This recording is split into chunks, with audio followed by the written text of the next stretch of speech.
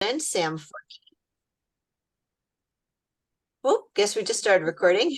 So we're going to be hearing today from Ann Arbor resident Sam Firke about his solar system and his geothermal, which he has installed on a small city lot. So I'm actually really excited to hear all about his work on decarbonizing his very old, I think 100-plus-year-old home. So this is going to be really interesting for many of us on this call. Just a couple of housekeeping notes. Our financial sponsors for all of the solar stories are the Eagle, Michigan Department of Environment, Great Lakes and Energy, Homeland Solar, McNaught McKay Electric Company, Harvest Solar, and Sri Energy, which we are all very grateful for because these cool events could not happen without them. If you are new here, there are Thursday evening events every week of the month. The first Thursday of each month is this, which is a solar story from someone in Ann Arbor. The second Thursday of each month is a clean energy seminar, and that could be about just about anything to do with clean energy. Sometimes it's about legislation or technical issues or just a general Q&A. The third Thursday is Detroit Solar Stories, hosted by Diane Van Buren. And the fourth is My Solar Story, Michigan, or an energy Q&A. So if you go to the GLREA website, you can sign up for Thursday night energy events, and then you will get notifications of each meeting, and you'll be able to sign on for the ones that interest you. And you may or may not know that GLREA is a 501c3 nonprofit organization formed in 1991. And it is supported by members to educate and advocate for renewable energy in the Great Lakes. And educate and advocate, they do both of those in spades. We are all incredibly grateful to the GLREA for the work that they've done in Lansing, in intervention in rate cases, and helping craft legislation and advocacy, as well as things like this, where they are getting the word out to folks in the trades and general public about renewable energy. So finally, last slide, you can help by becoming a member if you're not, and you can go to their website and do that. You can also financially sponsor a local teacher or student to be a member if you think they might be interested. And you can tell others about the GLREA and send them links. And that's all I've got of the housekeeping stuff. And it is my great pleasure to introduce my my colleague. He works for the city of Ann Arbor in IT, and every time I get to have a meeting with Sam Firke about some metrics thing I'm trying to do, it just makes my day because he is an absolute joy to work with. So Sam, I'm gonna give it over to you. Take it away. Thanks, Julie, for the warm welcome. Right back at you. And thanks to GLREA for having me and all of you for attending. Can you see my screen okay? Okay. So I will be telling my solar story and a little more. I got to give credit to my wife, Shoshana, who is not on this meeting, but is the brains behind a lot of the decarbonization work in our house. So I got 3 stories here for the price of 1. Let's see if I can roll these slides. There we go. So I have 2 solar stories that I'll tell. I know GLREA has hosted a lot of solar stories, so I'm going to try and focus on maybe the contrast between my 2 solar stories here for this part. And then I'll pause for see if there are solar questions after that part, and then geo questions after that part, if that works. All right, so we first installed solar panels on our prior home in 2013, and then have installed solar on our current home in 2019. And then this year, we replaced our air conditioner and gas furnace with a ground source heat pump, aka geothermal. I'll use those interchangeably in May of this year. All right, so this was our first solar installation. Nice south-facing roof with no shade. And then here are the specs on this. So 36 panels, they're each 250 watt capacity. And I have the after incentive cost there for watt installed. It was a great site for solar. And I went back and looked at the quote from the installer, and they estimated 11 megawatt hours per year. And then I don't have access to all my historical data, but we were generating more like 9 megawatt hours a year. And I know one of the things they say about solar is, oh, it might not add to the home value. It might detract from the home value. Maybe buyers will be spooked by having to maintain it, or they won't understand it. Wasn't a problem at all when selling it. The buyer was interested. We provided the warranty information showing there was another 20 years, and had at our home, we had a printout showing the generation for the prior 365 days. So, and I no longer have the administrator access to the online account, but I did, as I was preparing for this, see that the public link is still up, and I can see, hey, it's still making energy. It made about 50 megawatt hours before we moved. This is where we live now. You can see this is a harder installation than the other one. It's much steeper, and there's not the easy access from the ground. So this one, between those 6 years, you can see the panel, we went from a 250 watt panel to a 305 watt panel. The cost was less for a bigger array. So the cost per watt installed was less. I have some shading here, unlike the old place. And a part of that shading is these majestic oak trees I'm lucky to have that my neighbors to the south have. And I think that they are still growing despite their age. And I think if you look at this bottom line here, I'm losing a tiny bit of generation every year. And maybe that's just the weather, but it could also be a little bit more shading. The amazing thing to me is that with more shading and a harder to access roof, this is still cheaper in terms of power generation. This is just showing, what it looks like when I go into the portal for Solar Edge, and I can see, hey, it's working. And so as I reflected on the two installs, it's so neat to see how it keeps getting better. So same number of panels covering my roof, but more capacity. And I was able to do more for less money. And that's not even considering inflation, right? Those two numbers I shared don't account for the fact that money got cheaper between 2013 and 2019. So it's even if I think about my calculus as a consumer, like, how do I feel about the financial return? Even with the shading that I have here and it's a suboptimal site, it still made even more sense to put them on here than it did at the old site that was perfectly suited.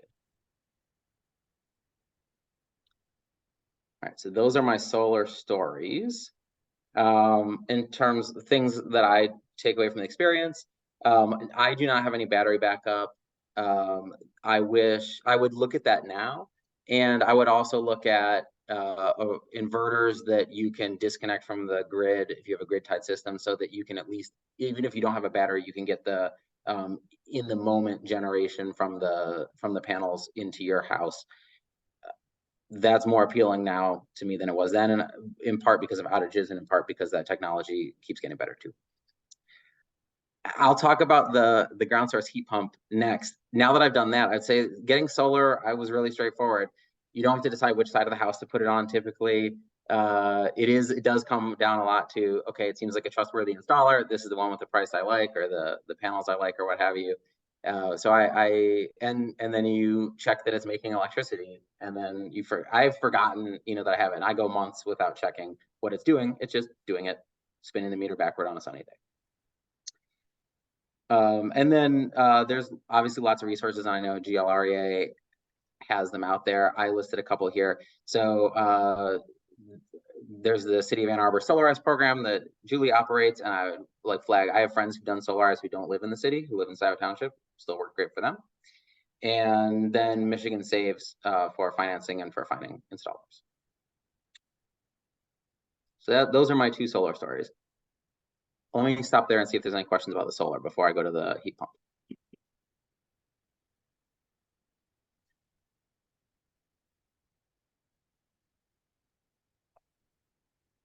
Your, Sam, your current roof is super steep. Is that, south facing Yes. face? Yeah. Yeah, very cool. And it looks like, Craig is asking, oh, good question. What DTE rate plan are you on? I'm on several DTE rate plans, which I'll get to in the next part. But I am on net metering. We got this in just before the most favorable net metering ended in 2019. It was actually kind of like a rush job to get in under that. Yeah, I got mine just after that. But So, Sam, the question is that DTE went to time of use rates this past March. And so people have to be assertive in choosing what rate they'll be on. And if they're not, then they'll get bumped to the default rate. And we've had Dale Klein, whom I think is on this solar story. He's done a marvelous session and created a memo that strongly suggests that people that have solar should go on the, I think it's the D.1.2 rate. Dale, can you correct me if that's correct? Yeah, that's correct. Generally, that should be better, but it depends. If you're still net metered, there's other reasons why Okay. you might choose a different rate too. So, yep. Have you thought about that, Sam? I had seen friends who've gotten solar after the 2019 net metering decision, crunching the numbers really hard on which plan they should be on, and I didn't engage with that because I figured I was all set with the favorable net metering, but I should give it a second look. yeah, I saw someone in the chat asked about that rate plan again. If there's a presentation that sounds like that exists that's pretty good about it, is there a way to link that in the chat? I'd be curious to see it too. I can go find it. When you get started again, I'll find it and put it in the chat. I'll post some stuff in the chat too. Okay, thanks. That'd be And great. then- Yeah. All the GLREA meetings are on the GLREA YouTube and including that one. Yeah. Okay. And then I saw another question about were there reductions for the first install. Yes, there was a federal tax credit like there is now. Off the top of my head, I think it was the same. Is it 30% now? Yeah. Yeah, so I think it was 30% then. And then it started dropping, and now is back up to where it was. Yep. Which I believe is the same incentive as for the geothermal. They both dropped and then came back.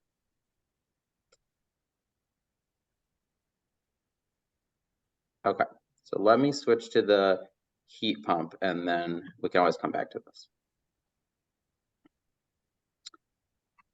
Okay, so this house was built in 1914 and then it was moved a few blocks to the current location in the 40s.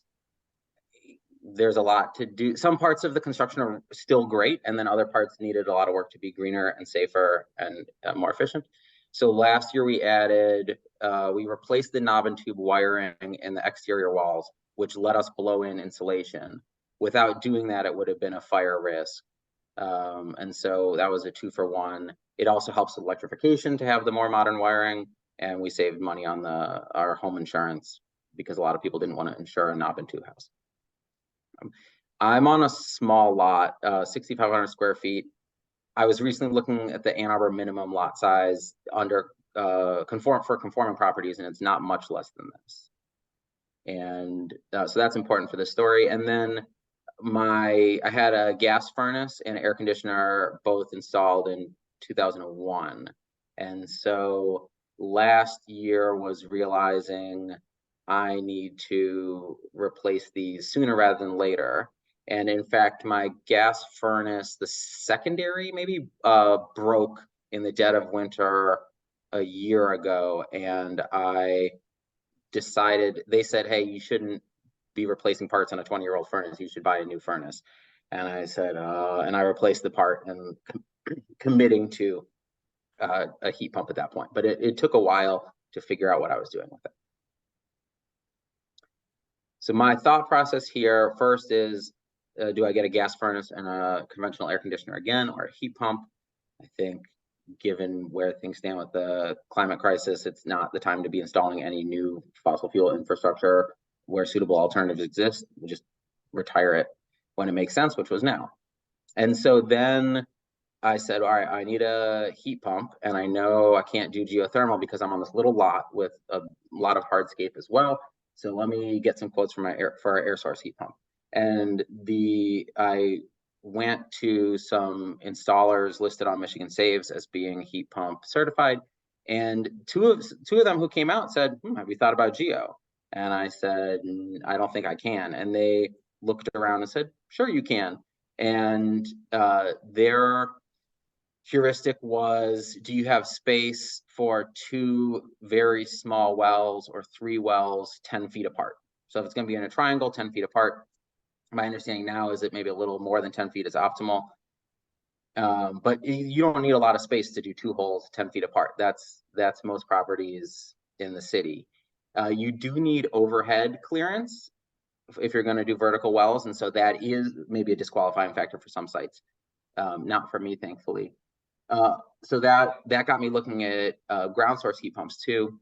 The tax credit situation, I would love to hear maybe when I stop what the situation is now with air source heat pump credits. When I was looking at the start of 2023, the Inflation Reduction Act tax credits for geo were already in. They went into place right away, and then the air source tax credits were left more to the states, and it was taking some time to work through that. And so given my timing, there was a big financial benefit to going with the ground source heat pump. And then last consideration was the upfront cost versus long-term operating cost. I got actually a good, like, one of the installer who did the geo also quoted an air source heat pump, and I could see their calculations for the operating cost and the install cost. And the install cost is definitely more for a ground source, but then it's much less money to run. And so I'm trying to balance those things as well. So geothermal is the cheapest way there is to heat and cool a building. And that's the operating I'm talking about, but also over the life of the system. So the loop is guaranteed for 50 years. It should last longer than that. Over those 50 years, including drilling the wells and buying replacement heat pumps versus replacement gas furnaces, it is the cheapest option overall. But it also has the largest upfront cost. You got to drill the wells and lay the pipe, and then it's more labor intensive too. The equipment, my understanding is that replacing the equipment, which I hope not to have to do for a while, is fairly comparable to both like the combination of a high efficiency gas furnace and a high-end air conditioner, given that those will cost more to replace, but the ground source heat pump is subjected to less wear and tear, and so is expected to last longer than them too. So that kind of cancels out. And I had a big Excel spreadsheet. So I had the Excel spreadsheet for solar first. It's like, what's the payback period on this? And, you tinker with, is the electric rate going to go up? Well, that changes things. The heat pump spreadsheet got out of control, and there are so many assumptions, like, will the cost of gas change? Will you get off gas entirely and then not have the cost of a service connection? Will you not have a furnace inspection every year, but would you have a heat pump inspection every year? There's so many variables. How much will the equipment cost when you replace it? So I did it, but I found that the answer to how long is the payback period was really very sensitive to my assumptions. Interestingly, like, I was lucky to be able to afford the upfront cost here, and now I'm going to benefit, hopefully, being in this house for a very long time from the low marginal cost to operate it. So I think it's a good financial decision for me. This seems like it should be a problem that is not left to individuals to get that upfront cost invested, so that over the life of the system, you have the cheapest total operating cost. It seems like that there should be a financial vehicle that would associate with the house and spread that cost out over, so that it's accessible to more people.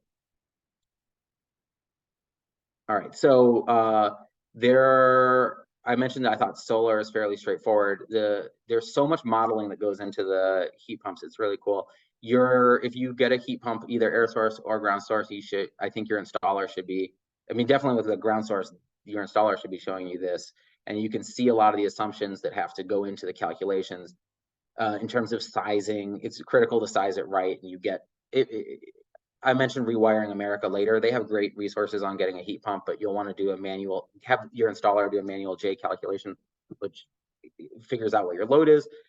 And so it spat this out in terms of, this is the system I ended up going with. And I'm sure this looks very small on screens, but the idea is that it shows you how much of your hot water is this going to generate, what's your expected heating cost, and what percent of your heating load can this heat pump handle.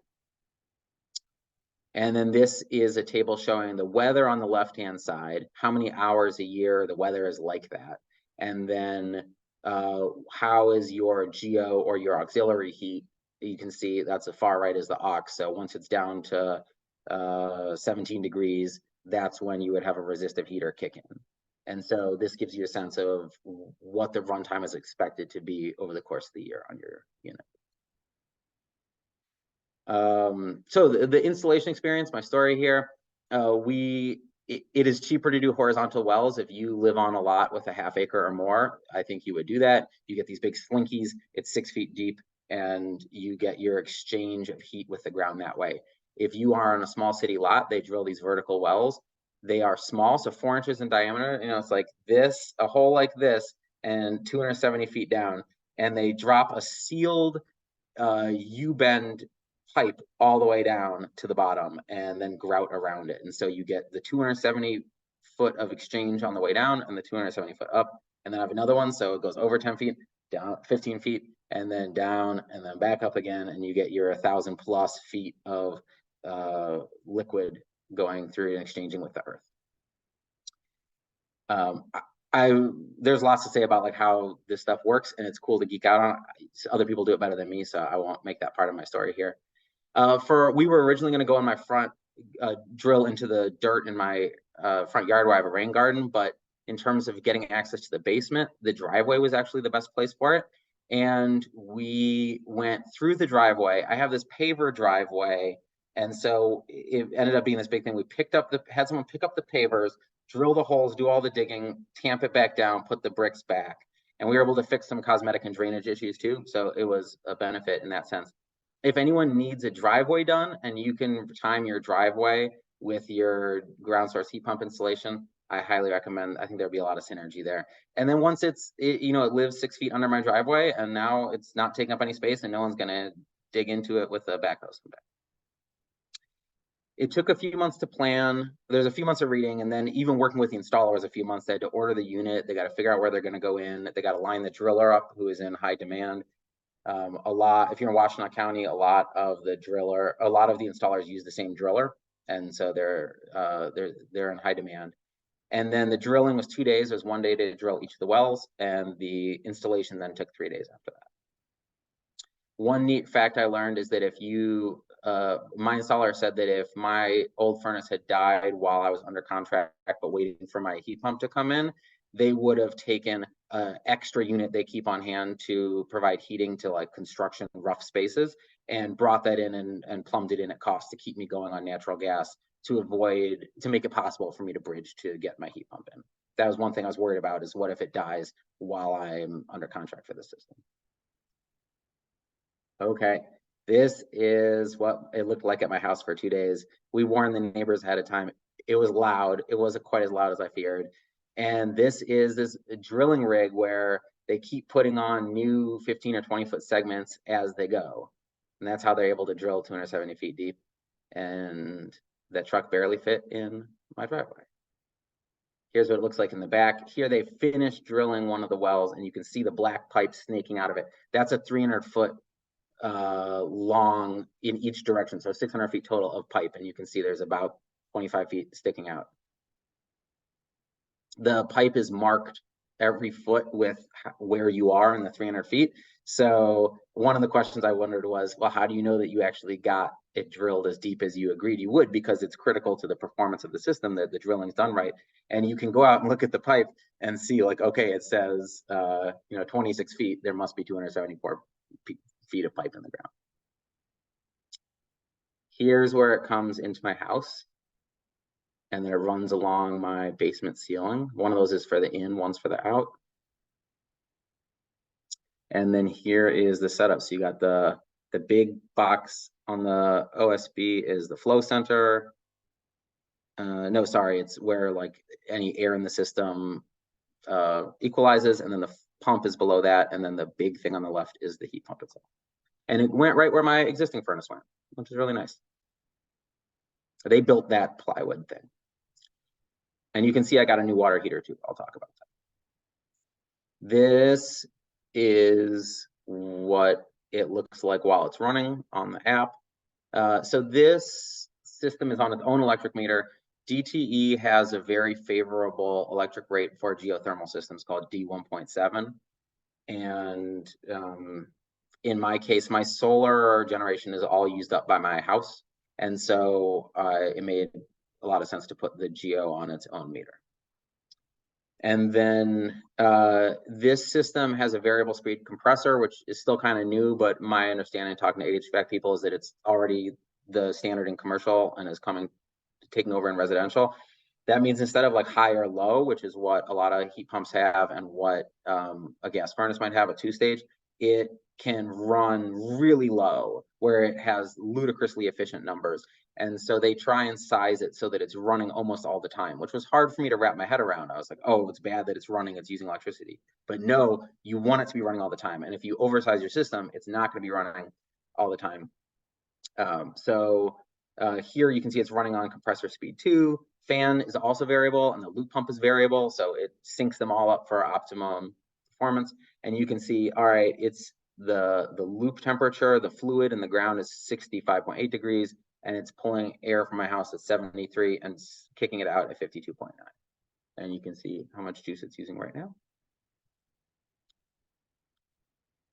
This was taken at a different time, so different energy usage.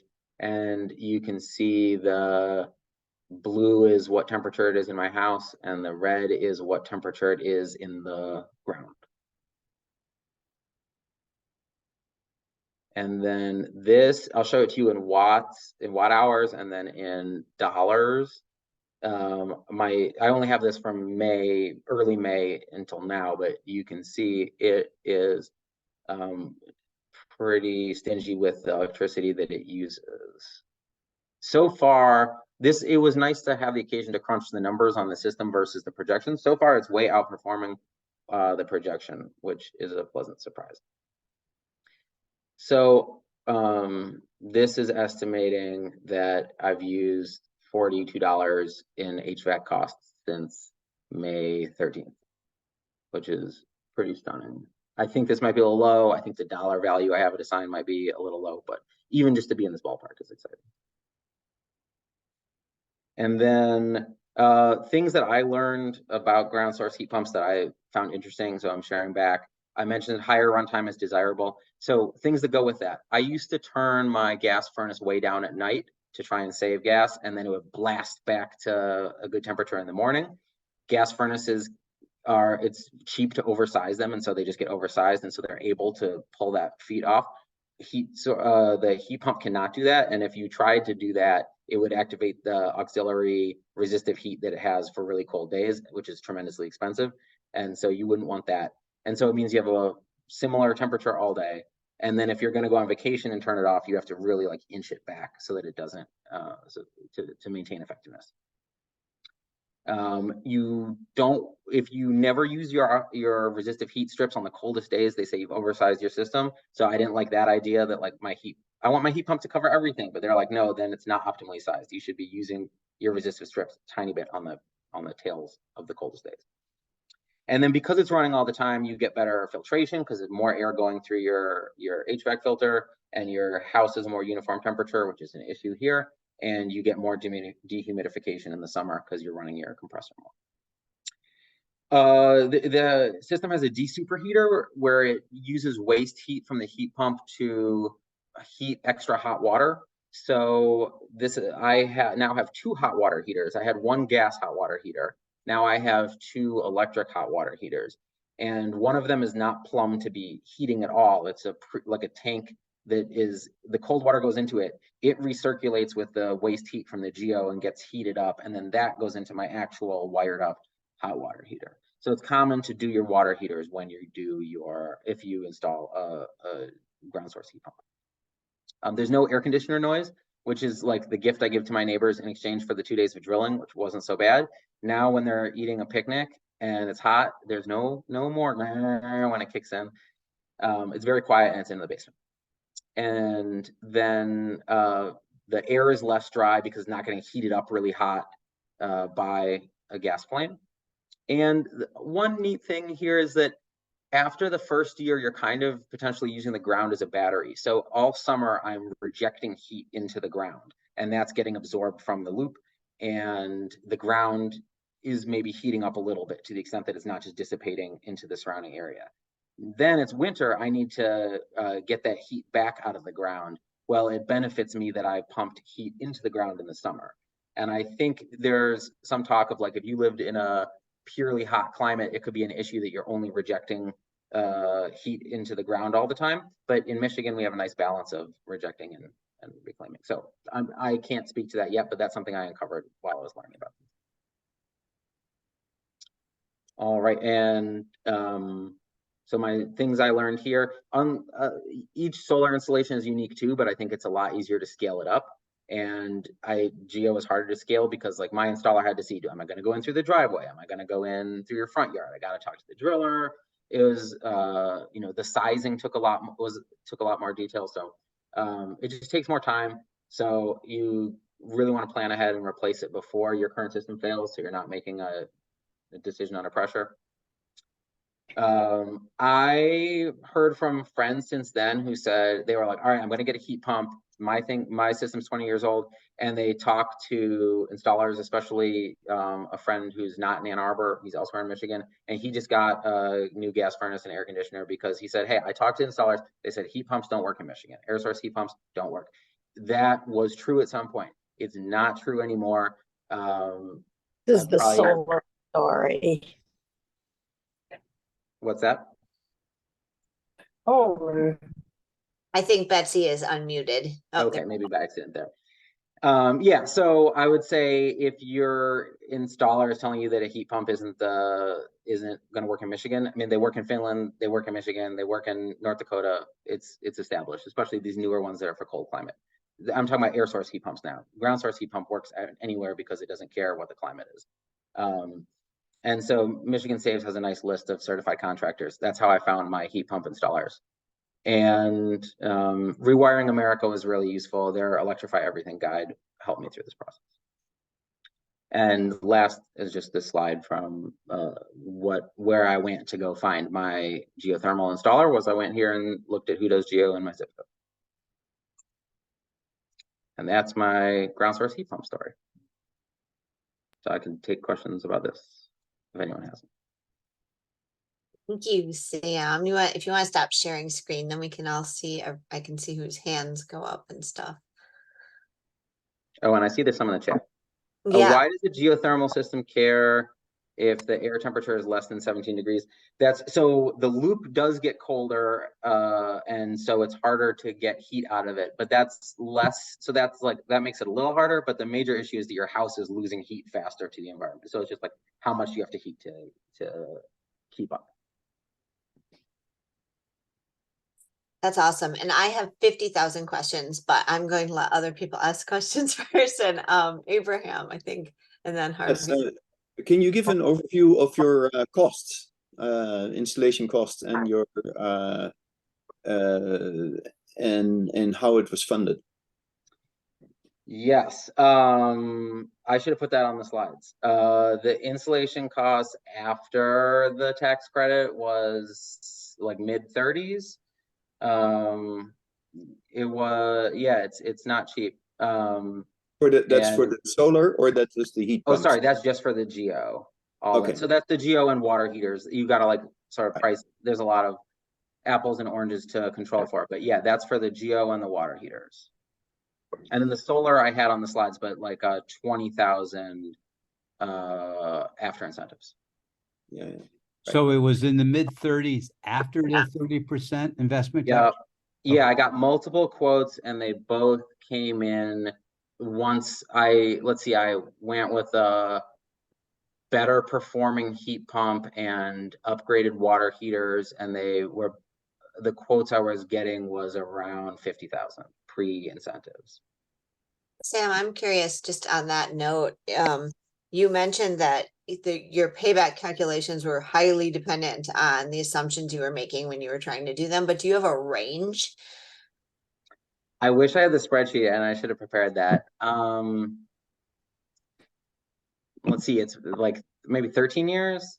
Okay, that makes sense. But like, yeah, it was really hugely variable. And I found as I played with so I had trouble, for instance, even getting how much air conditioning do I use? And I'm downloading my old DTE bills and comparing summer to winter, trying to like isolate how much air conditioning I use and stuff like that. Yeah, it was just so many inputs.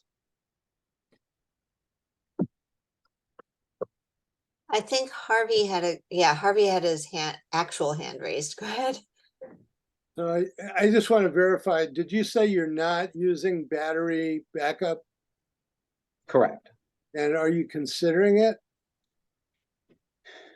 I'm not actively looking at it. If I were looking at solar now, I would definitely consider it, and maybe I'll get to the point where I look for it for my current system. Thanks. Yeah, I have solar and I don't have a battery. And I just figure the only loss I'll have is if my refrigerators go, and that can be taken care of with very few dollars worth of dry ice in coolers. Yeah. I'm in a similar spot, and I have relatives nearby that I can flee to if I need to. Right. Thank you.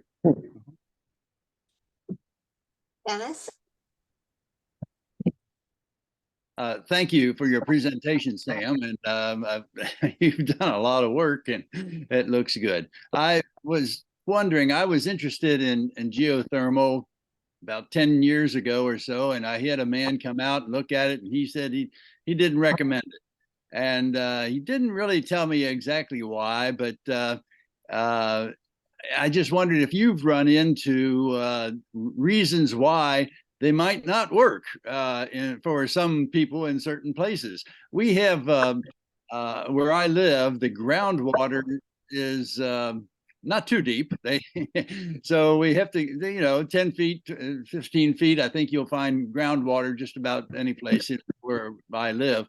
I wondered if that was an issue and a detriment to getting the heating system that you had. I think there's probably a lot of reasons why. There's good reasons probably why they might say it's not a good candidate for you, and maybe not so good reasons.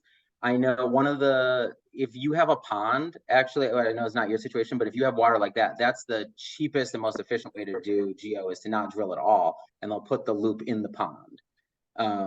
There's also a way to do an open loop system where you're like pumping water out of a well and exchanging against that. So a huge amount of water pumping. Those are both like more rural and obviously didn't apply to me on the little lot here. I know my driller was paying attention to the geology, and at one point switched like instead of bentonite grout, they were adding smaller like pebbles because of the type of minerals or rock that they were encountering at that depth. So I know that it matters a lot, but my understanding is that even with a low water table, I don't think that should be a deal breaker, at least for the deep wells. I guess for horizontal it could be hard, but I think you can do the vertical wells. Oh, I have a question. I'm going to step in because I have a lot. I'll just ask one of them, which is you mentioned, this was interesting to me, and it's something I didn't know about the ground as a heat store that you can then pull from in the alternate season. I'm wondering, you may not know this, but is there a difference in regards to that's veracity or that's usefulness with horizontal versus vertical wells, given their difference in depth? Or maybe I'm in the weeds. Yeah, I'm not sure, and I don't know that it's like an important. I don't think it factors into the calculations at all. This is just like maybe something like spiritual that appealed to me about being like in connection with the earth. It's like more of a fun fact. I don't think it matters. Cool. And you can also call people, but Todd, go ahead. Yeah, thanks. I apologize if this information was shared earlier, but I wanted to try to get some sizing information based on your presentation. Approximately how many square feet is your house? Do you have like a significant passive solar component? And your solar panels, what is their instantaneous rated capacity? To compare with my own 14.4 kilowatt solar installation, where I have 32 kilowatt hours of battery backup, and I haven't had an electrical bill since May on a 5,000 square foot house. So I'm feeling pretty good about this, and I'm thinking about further electrification with geothermal, and I just want to try to get some comparative numbers based on your experience. Once again, it's a little different because of the fact that I've got a lot of battery storage that I chose to do to handle overnight and rainy days and stuff like that. But I'm really interested in the square footage and the sizing of the geothermal panel related to that square footage, and then the solar capacity that you chose. Sure. So the house is 1,800 square feet plus a basement that's inhabited. The nominal size of the solar array is 11 kilowatts, but it underperforms that because of shading. And then the Geo is like top of the line efficient 3-ton. The alternative was a mid-level 4-ton. And the installer made the case that they would heat similarly according to the models because of the improved efficiency of the variable speed 3-ton. So what that's for, like a much bigger home like that, then it's you get in. I know, like, you can do multiple zones with Geo, you can do multiple heat pumps with Geo, you can go up to like 5-ton or bigger. So probably scale accordingly. Well, I just want to say I'm absolutely thrilled to hear your feedback on repaving the driveway, drilling into there, and putting it there. That's what I'm going to do. I'm going to repave my driveway and drill down there. I have a well, approximately 200 foot deep well. So I know the geology, what's very close to the driveway. So that's a very helpful tip, and I thank you for your presentation because of it. Oh, neat. Good to hear. I see one in the chat about what temperature does the second water tank operate at to avoid, does it avoid Legionnaire's disease? I remember seeing this when I was reading. I don't know what temperature it is now. I never heard of it being an actual issue, maybe in part because it then passes through the main water tank, which would bring it up to the temperature of a normal household water heater. I'm not an expert on that, but I would guess that mitigates the risk.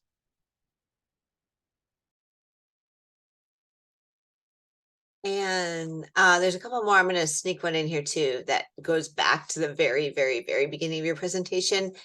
I was very struck, as I'm sure a number of people here were, that you were able to eradicate knob and tube wiring. And I'm assuming you didn't have to like mortgage your house to do it. I don't know, how hard was it to get rid of your knob and tube? Who did you do? Was it an electrician who did that for you? And was it, what was the, I mean, I don't want to ask you all these cost questions, but how expensive was it? Because I know other historic homeowners in Ann Arbor who are stuck with that, and they just are really intimidated by the thought of doing it. So they just don't insulate and they don't do anything because it's terrifying. So I'm glad to hear somebody that I know has done that. And I'm curious about your experience. Yes, it was an electrician who did it. They did a good job. A contractor managed them because then I also needed a plasterer because they drilled all these holes in the wall as part of the insulation and as part of the knob and tube. So in that sense, it was efficient to have it all open at once. The cost was annoying. You don't have to actually like physically pull it out. You can cut it in place, and then as long as it doesn't have electricity running through it, you're okay. It let us though like put in the induction stove at the same time, and they uncovered some shoddy wiring that had been done previously, and it was good to have that.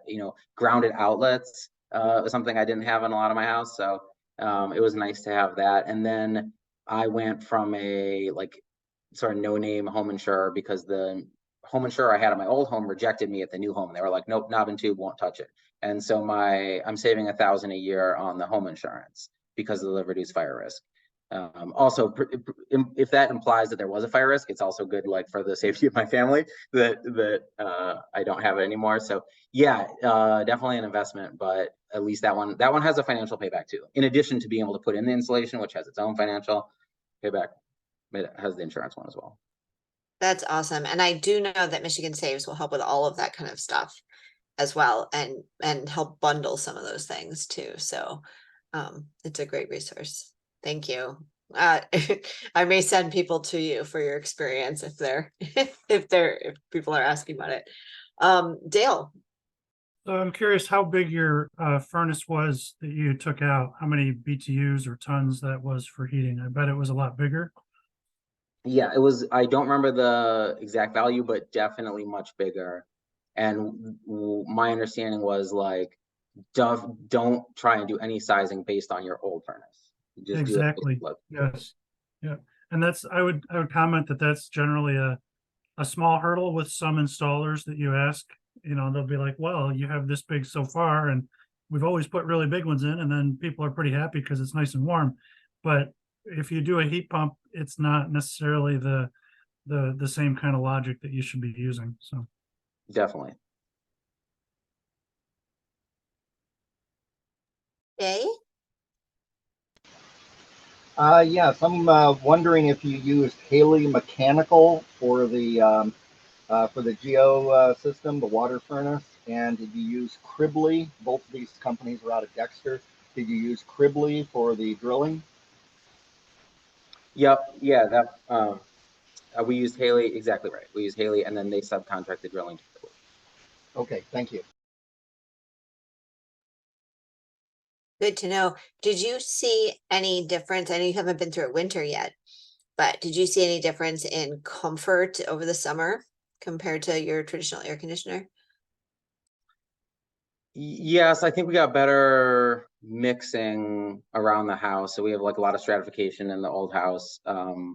And I think the higher runtime meant that more of the cool was reaching the upstairs. So yes. Yeah. And there's one in the chat. Any idea how far either type of geothermal loop needs to be from a drinking water well or a drain field? If you know those things. I don't have like a number. I think a reputable driller is supposed to respect the aquifer in terms of grouting, such that if the liquid in the loop I have is not, it's like methanol and water mix in my loop, but drillers should be treating it as if it's toxic and could discharge into an aquifer. And so I would imagine, you want someone who knows what they're doing and would grout appropriately. But given that, I don't know for vertical how close you'd want to be to your drinking water. And for a drain field, probably you'd be fine going through it. And then for a horizontal, that's only 6 feet deep. I would imagine, like if you're out in the country, you could probably spread out and just do that. Again, I'm not a professional, but like having read up on it, that was my like uninformed 2 cents. John. Sam, do you have any idea what happens after 50 years and people down the road decide not to continue using the loop system? I mean, would they then take the loop out of the ground, or what do they do with it? I'm not sure what the process would be for retiring it. I don't, or who would do that. I imagine you could cap it. Probably, I don't think it would be easy to remove from the ground once it's grouted in. And one nice aspect I don't think I mentioned is that if you are the one who bites the bullet and gets the loops installed, then you're sort of locking in the future homeowners to Geo. Not that they couldn't go out and get a gas furnace, but at that point, it's just going to be so much cheaper to keep running Geo that you've probably put the house on electric heating in perpetuity. Thank you. Yeah, that makes sense. One thing, for folks that are interested in geo, you should know that, the city of Ann Arbor is looking closely at district geothermal, because like Sam said, it's, it's the boring and the drilling that is just, cumbersome to do one house and then one more house and then one more house. It's difficult. So we've won some planning grants to do some system design for the entire Bryant neighborhood, which includes 260 homes and some commercial facilities, a school, some municipal facilities. So we're really excited about that, and working with a whole bunch of different partners on that. And then if it goes well and they like our design, the DOE, then we could be in the drawing for actual implementation money. So stay tuned, but very, very exciting stuff. And makes a heck of a lot of sense, for sure. It looks like in the chat, there's some talk about, I don't know, Dale, if you want to elevate any of this, but you're talking about, I think, coolants, antifreeze. Yeah, I was just, my brother-in-law had put in geothermal. And it really would depend on your situation, whether you have, a water well nearby or something, then especially you might want to consider using something besides methanol. But methanol is what all of them typically use, unless you ask for something else. And the something else is propylene glycol, and that's non-toxic. But the other glycol, ethylene glycol, is what goes in your car, and that's the kind that you don't want to let your pets get a drink of. Good, thanks, Dale. You're always a wealth of information. I assume you can flush the circuit in the ground if you wanted to get rid of it. Yeah, sure. Yeah, definitely. Like if you were retiring the loop. Yeah. Right. Very cool. Any other last questions for Sam before we retire the meeting?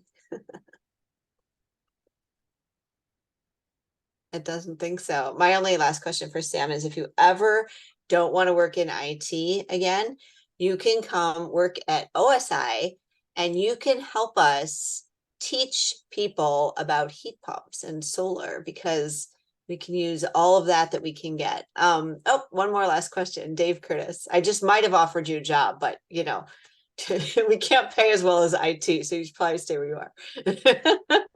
Dave, you want to ask your question? I just wanted to say thank you. Oops. I just wanted to say thank you, Tom. That was very interesting.